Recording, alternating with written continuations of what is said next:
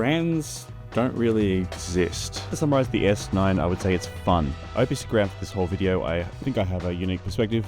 Obviously, it's not for everyone, but here's my take. I figured you come here to see the camera, not me. There you go. It's the camera. But if you did come see me, hello. So I was very lucky to get the S9 for a data test and obviously went through the basics. So by now, I'm sure there's a lot of amazing reviews already online for the S9. There was obviously the Japanese summit, so yeah, let me know which ones I should check out. Okay, so by now, I've seen online there's actually a lot of colorful conversations going on around the S9 and the launch. So if you're the type of person that's seen a lot of the S9 reviews and you're actually optimistic, hopefully this will be a different perspective for you. I'll leave all of the actual reviews up to the professional reviewers. I actually came into photography through mobile photography, so I have been in the position where I had to buy my first camera, which is probably maybe where the S9 is targeted at. Just to the general issue at hand, in my experience, whenever I've given them feedback, I've personally known the staff to actually get into the forums and actually answer people's questions directly. I've seen them take feedback to the engineering teams. Obviously, there's stuff that I'm not aware of. I'm not, don't work for Lumix. So my experience compared to some of the other people is actually been very positive, and I've actually enjoyed the fact that they care a lot about their products. They really don't want there to be any problems. They want to give the feedback to their global teams and stuff like that. So different take. But there we go. Brands don't really exist. Sony's not going to pick up the phone and call you. It's going to be Sally, who works for marketing, who's going to pick up the phone and call you. Or it's going to be Trevor, who is an engineer who is fighting inside the company to get these changes done on your behalf, or because he's a keen photographer too. So don't fall into the trap of labeling companies with big broad strokes, because things can change and companies are made of people, and people change and evolve too. So you have relationships with people, not with brands. So when I'm looking at the S9, the first thing I think about is obviously what it's missing. And then I start to think about why it's missing those things. If you're coming to it from using a phone as your main device and thinking of getting into the sort of full frame video market to be cool like the other cool people, then you're probably not expecting there to be a mechanical shutter because you've never had one in a phone. You're probably not expecting an EV because you don't have one in your phone. The fact that you do get a microphone input physically and you get a place, cold shoe, to mount a microphone, that's kind of giving you something you didn't have before. And I think the best way to look at the S9 actually isn't what it doesn't have that a camera has, but actually more what it does give you that a phone doesn't have from a creative perspective. The ability to see yourself on the screen, essentially the features of something like the GH6, waveforms and LUT previews and HDMI out. And a lot of people mention there's no headphone jack. I haven't actually tried it, I only had it for one day. But you could potentially, if you do want to rig it up and put a monitor on there and do the audio out via HDMI, you could probably plug your headphones into your monitor and do stuff like that. So to flip the script a little bit, because they are in reviews, I don't want to go into too much detail. Recording limits, I think for someone coming from mobile especially, knowing that you're going to guaranteed to have the camera perform in a high temperature environment and actually record those files, probably best practice to record clips anyway. That's not going to suit everyone. That's not going to suit someone doing events, but I don't think that's who this camera's for. I would say potentially shooting on a single SD card without that redundancy of the dual card, right?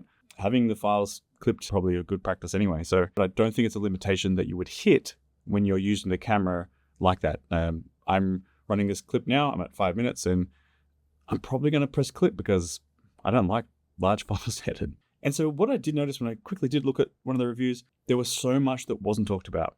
And I think one of the traps for reviewing cameras is you try to compare it against things that other cameras have. Sensors, lenses, focus, etc. But with the Lumix cameras, they have so many extra features that it's hard to actually compare them against another camera necessarily, because they might come in at a certain price point, but they've got software features or like features internally that are at the level above that some other manufacturers don't have in their cameras at all. So in summary, if you're coming from a phone, the S9 is almost like your phone had a baby with the GH6. You get this crazy good, high quality video camera with amazing stabilization. It's not just a small jump from a phone up. I think it's actually quite a big jump up as far as video performance goes in a full frame camera. So I did a focus test. Obviously, it's set to the default settings, so it should just nicely focus on each thing. It did struggle with one test when my crystal chakra didn't align with the moon, but I'll give it a crack next cycle and hopefully Pandy Boy gets it right. Stabilization is amazing as always. I tried it with the E-stabilization off and E-stabilization on. I tend to use E-stabilization instead of using a gimbal these days on the S5 IIX, and so that's basically what I'm doing here, just hand holding, walking as smooth as I can. There is a lap button on the back of the camera now, and if you hold it down, you can rebind it. Similar to how the picture styles worked before, but it's very different and a little bit in depth. There is a accompanying app called the Lumix Lab that apparently in the future will merge into all the apps, but that allows you to download LUTs and styles from other creators, and it's all free, so that's pretty cool. And I was actually using the LUT button to switch LUTs live, and I saw this color and it just gave me this random idea. We missed sunset, so this is what we made.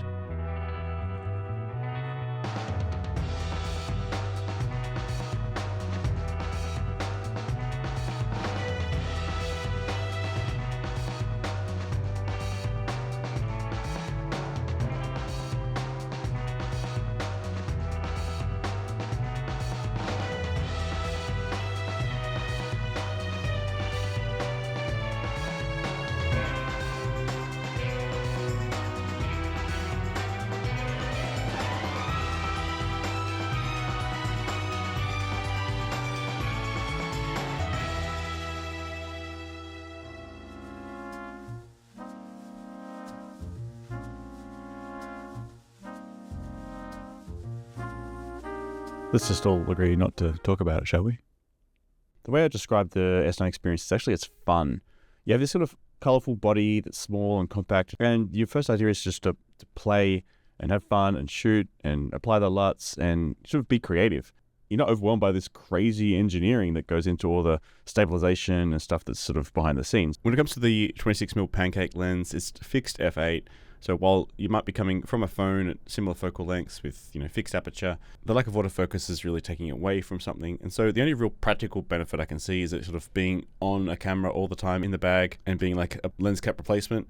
All right, well, that's it. Thanks very much for watching. I've really got to get this back into the box and get it back to Panasonic like right now. If you want to hang out with me again and talk technology, cameras, or whatever, don't forget to subscribe. Want to see images that I create? You can go to my Instagram. That's where I put all my pictures. Thanks for watching, and hopefully I'll see you in another video.